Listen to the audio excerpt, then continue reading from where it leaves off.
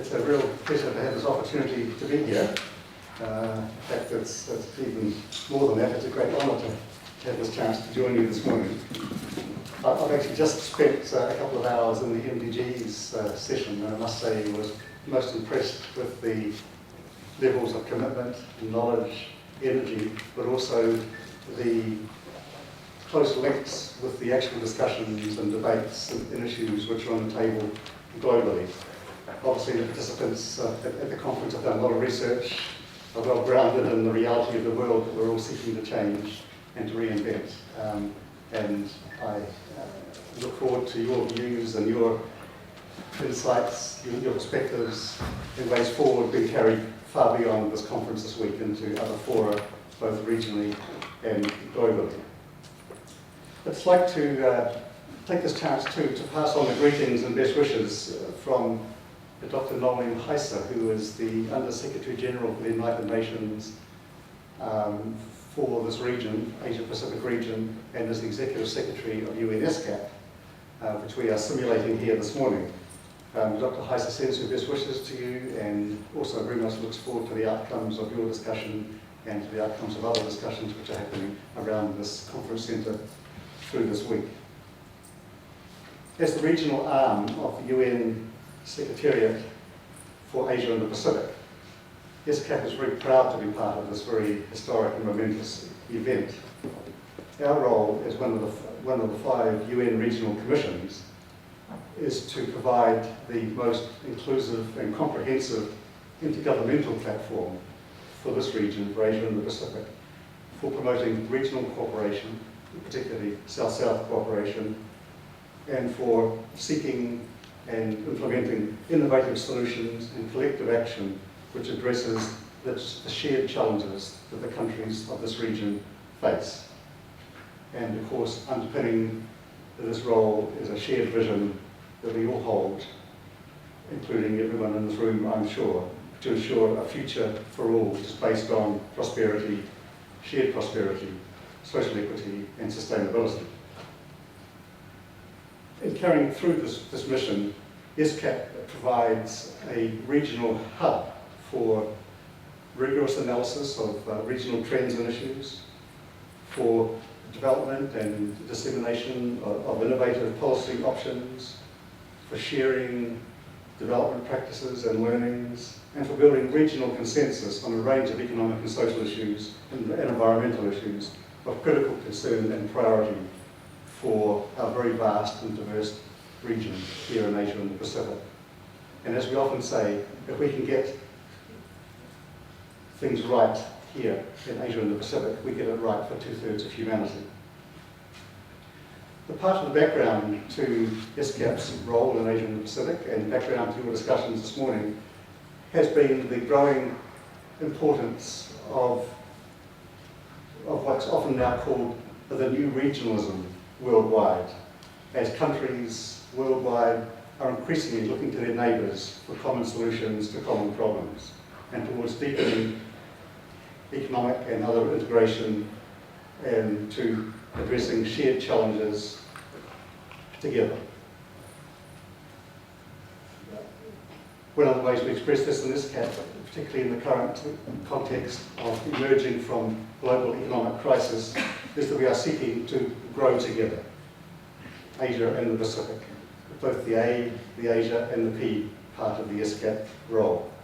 So this seeking of common solutions, common ways forward, of addressing shared challenges and providing a platform for those common solutions to be found is a key part of the role that we play within this region. And certainly we are delighted to see that the inclusion in the program of this conference, of this particular session, which is simulating UNESCAP's role within the region as the Asia-Pacific arm of the UN Secretariat. I don't want to say too much more because I'm aware that you're right in the midst of a discussion and you have many more things to talk through with a view to coming up with an outcome document and resolution by the end of the week. I'd just like to conclude by saying that I very much look forward to the chance to carry your views and your outcomes, agreed outcomes and resolution forward into the UNESCAP environment. I I could perhaps note that at the end of April we have our annual UNESCAP Commission session, which brings together ministers and senior officials from across the 63 member states of UNESCAP and acts in a way like a regional parliament for Asia and the Pacific. And at that forum later in April, I will certainly be proud to be the bearer of your thinking and your findings and your recommendations for wider consideration by member states. So I wish you all the best in your discussion. I look forward to now joining you, to sitting in and listening and learning, and if I can contribute any thoughts or insights, I would certainly welcome the opportunity to do that. So thank you again, and best wishes in your ongoing deliberations.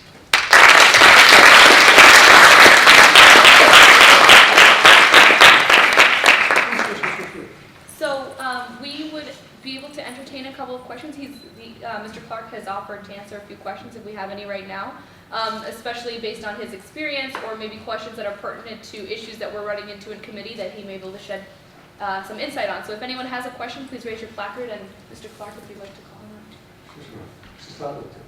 Thank you, sir. So I have a very simple question that's more general in terms. I'm actually a student currently, and I'm looking to the UN as a future career prospect. Well, how would you guide the students like myself who are looking at the organization, with our own naive and idealistic thinking, that we might be able to contribute to the world in a better way? Right. Well, as you know, the UN is a very diverse organisation, or a diverse system is probably a better way of describing it, with many different parts. So there is space for many different skills and interests within the system as a whole. UNESCAP itself is part of the UN Secretariat, which of course is headquartered in New York. But you'll be familiar, no doubt, too, with the funds and programs, UNICEF, UNDP, the UNFPA, and the many other organisations of the UN system. Many people join that system through the UN entry exam, which I guess some of you will be familiar with and may even thinking about, which brings you in as a young professional at a junior level, but very quickly those staff move through the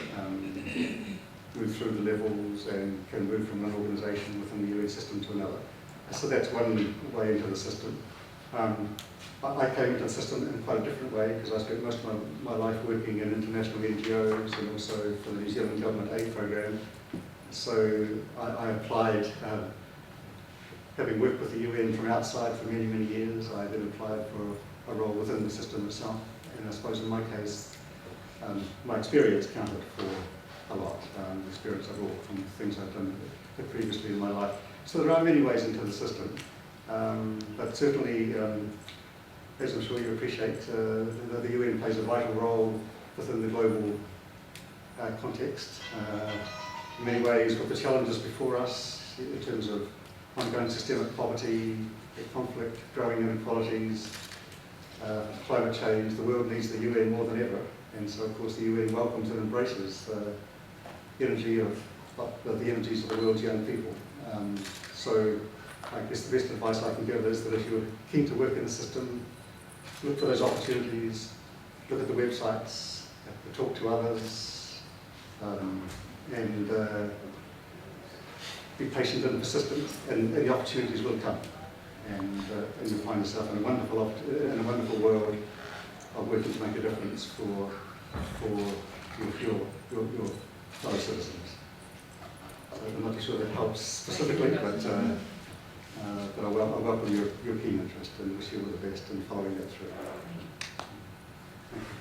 Australia? Thank you very much. One thing that has been coming up here, and that's a little unclear how to address, is how does UNESCAP deal with the fact that it makes kind of blanket recommendations for a region that has a lot of variety? So how does it become both specific and, well, passable in a resolution, because we kind of struggle to make things relevant to the field? Right, that's a very good question.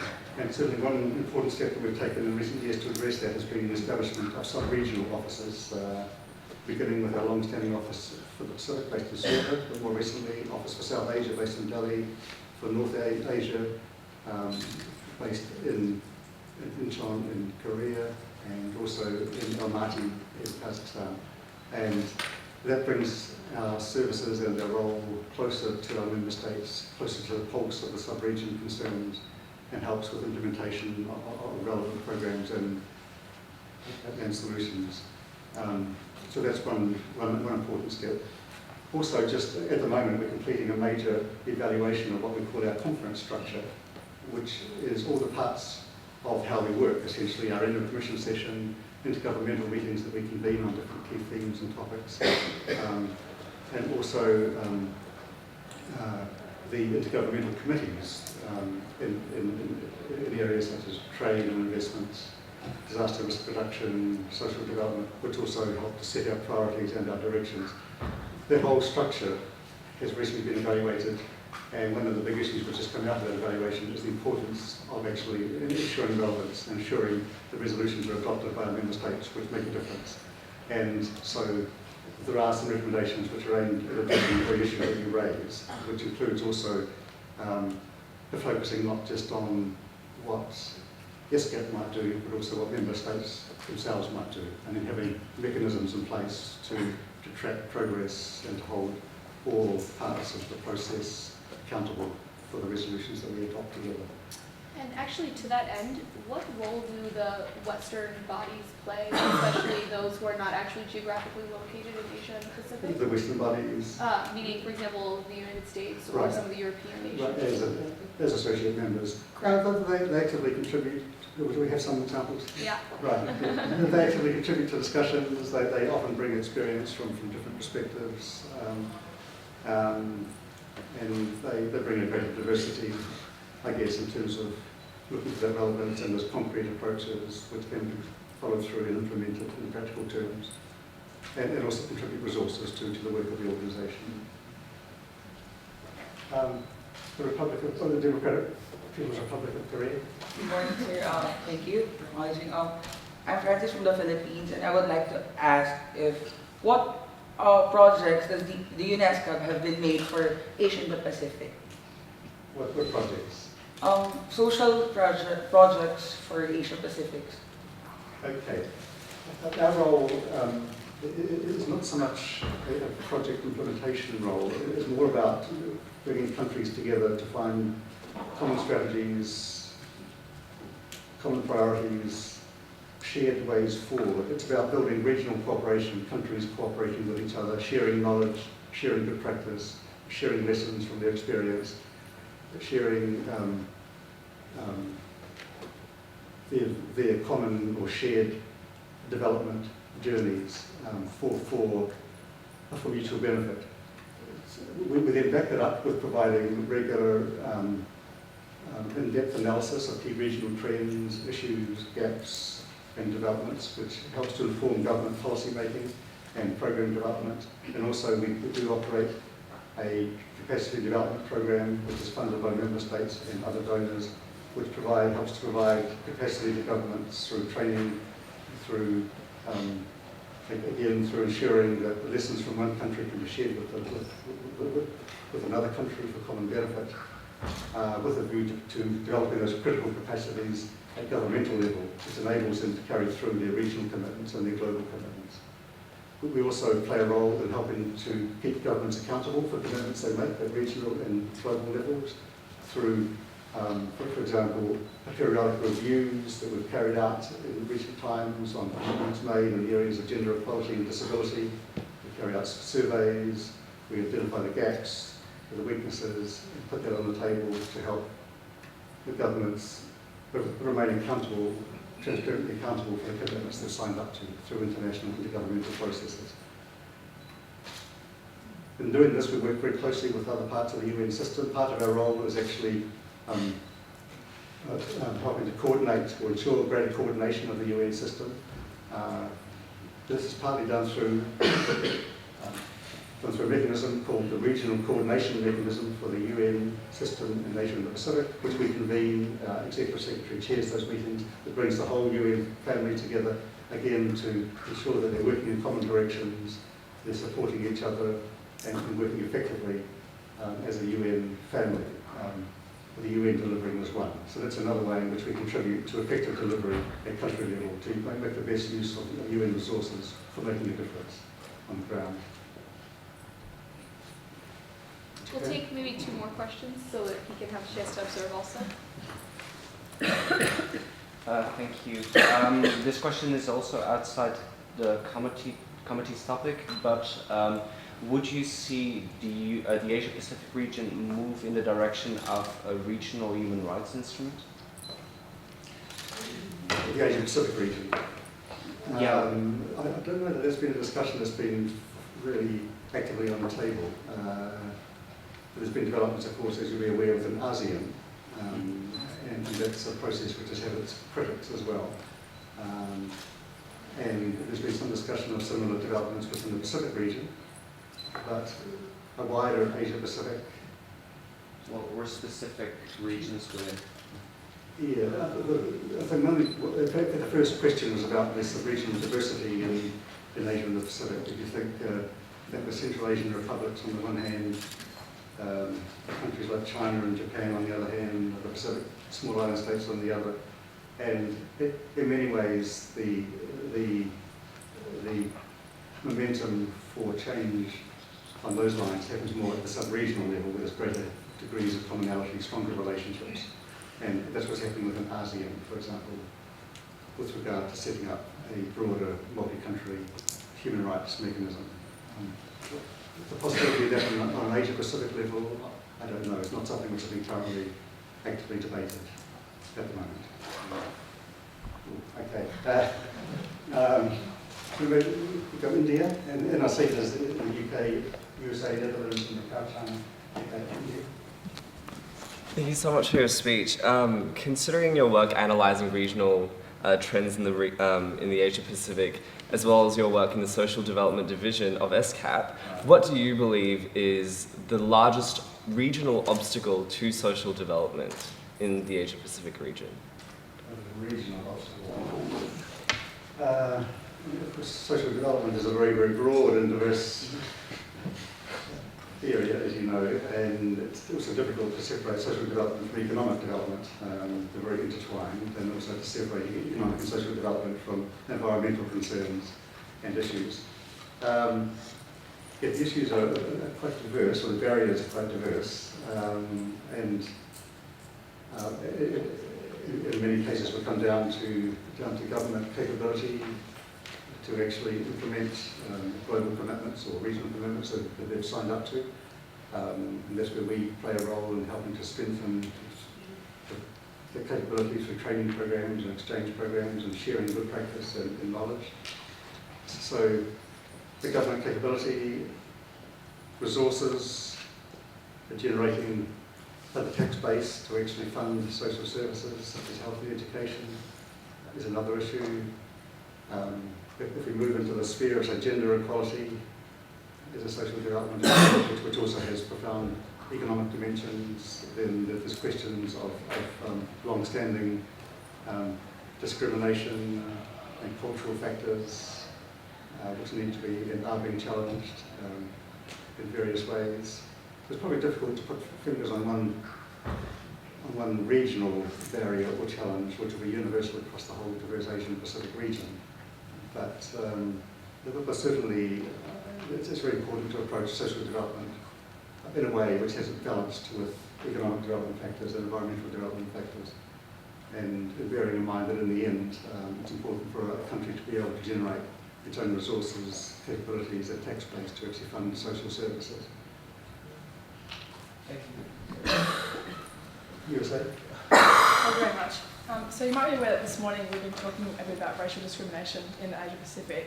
I was wondering what you think about in terms of addressing and coming to possible solutions to this. Is it important to first look at the reasons why there is racial discrimination, or do you think it's sufficient to go straight to the solutions without analysing the causes?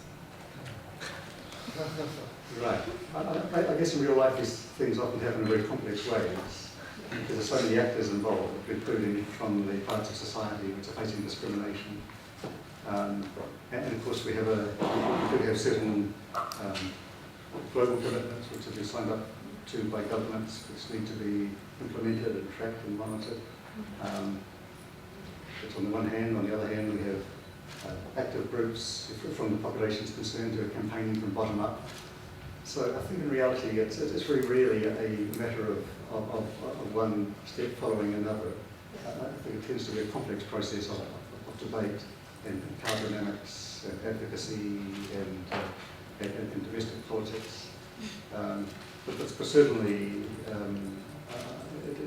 it's an issue which actually is an important factor in parts of the population being excluded from development processes and not having the benefits of government services, and often, of course, it meshes with issues of gender equality and gender discrimination. So I would tend to think that it's a matter of all the parts of the complex process working together and using the global commitments which have been made through the UN system as a framework which can be used for tracking progress, for setting policy goals, and also as a foundation which the population is concerned can also use for their own advancement and visibility within societies of our region. How sufficient do you think the existing definitions that have been used by the committee are?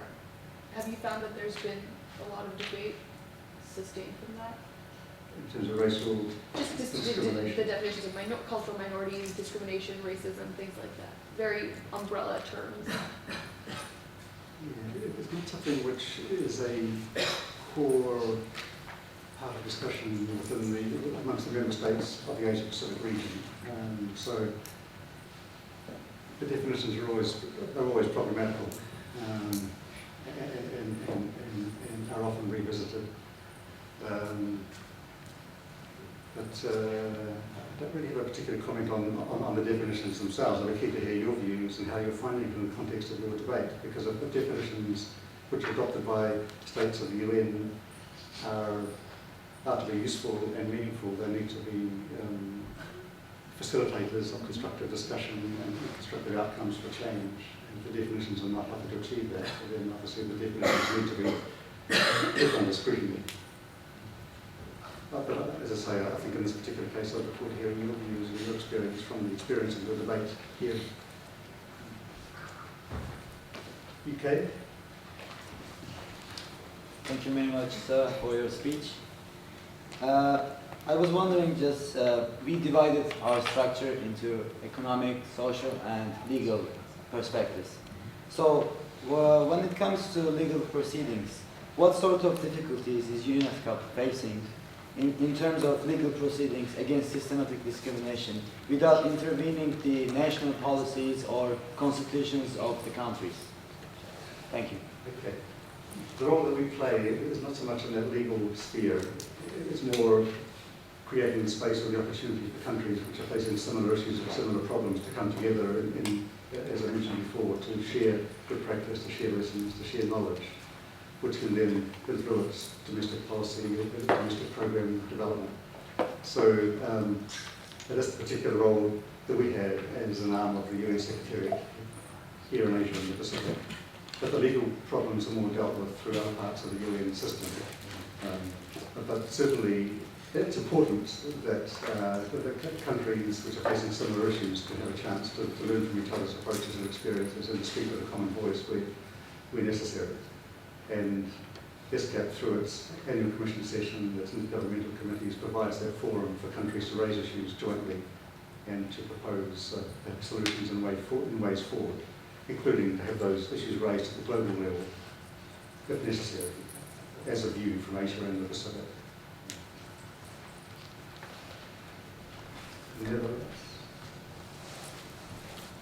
Thank you very much for your words and for answering our questions so patiently. Seeing that the body works directly with society, does the UNESCAP maintain association with NGOs inside the region to ensure a more direct contact with society and receiving information from them, maybe trusting them with the plans or directions that they may give to the UNESCAP? Certainly, that's a very important question, and maybe I can speak briefly from my experience in the social development division of UNESCAP. One of the areas of work which that division is responsible for is disability, and UNESCAP is a leading player in the disability area within Asia and the Pacific. And the voices of NGOs from across the region are very, very important in shaping our priorities and our directions and our work plan on disability. Last November, for example, we had a major meeting bringing together, I think some 2,000 people in China, in the Republic of Korea, which was reviewing the past Asia-Pacific decade on disability and setting the priorities and directions for the next Asia-Pacific decade on disability. NGO voices were very, very important in that process in terms of identifying gaps, weaknesses, and areas to be addressed in the coming decade across the Asia-Pacific region.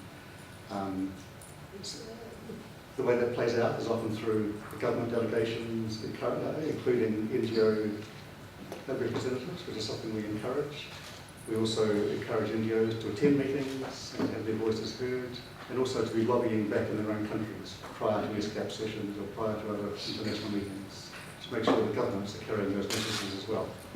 So this is a very important commitment of the UN system.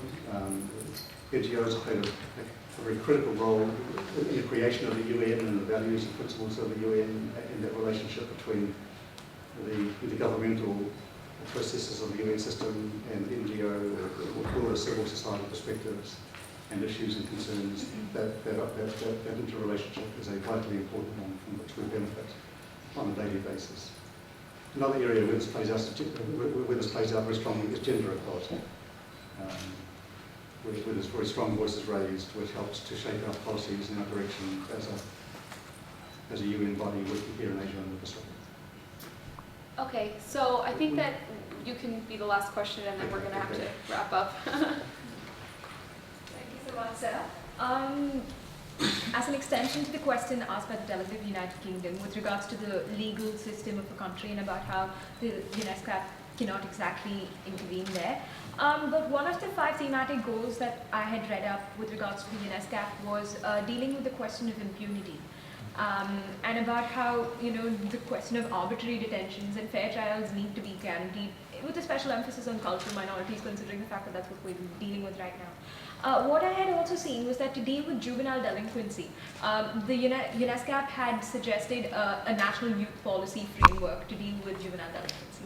So do you have any recommendation with regards to dealing with impunity and guaranteeing fair trial to these cultural minorities in a way that wouldn't exactly breach on the sovereignty of nations? Basically, our role is more one of creating that opportunity for bringing the government counterparts together from the relevant ministries or agencies, and also to bring together other relevant stakeholders. That's more our space, is developing the regional cooperation, the regional sharing of knowledge and ways forward in good practice, rather than intervening precisely at the technical level or the legal level. Because that's done by other parts of the UN system or by other players. We've put a special role in that sense of that bringing it together, focusing on inter-country, cross-border sharing of experiences, the common solutions and common the priorities and common ways forward. So on the precise issue, it's not an area where we play a very active role in a technical sense. So I'm afraid I can't provide more in response than that. But certainly on the question of detention centres and so on, last year we convened a major intergovernmental meeting on HIV, which was done jointly with 7 other UN agencies, and this issue came up in that context actually, and that was quite an important forum for actually formulating recommendations for action by governments and also by parts of the UN system. But that's the way we can contribute to addressing these particular issues on a wider, cooperative basis within the context of regional cooperation amongst member states of Asia and the Pacific. Okay, thank you, delegates, for all of your questions. If you have any more, hopefully we can somehow get them to Mr. Clark either later today, or if we can stay in contact with you somehow. Sure. I'll be around, and I'm very happy for you to approach me informally to take the chance. Great. So whichever way the questions come, I'll do my best to answer them, and where I can't, I'm very happy to find the answers for you and come back by email or by other means. Great. Thank you so much. Thank you. Thank you.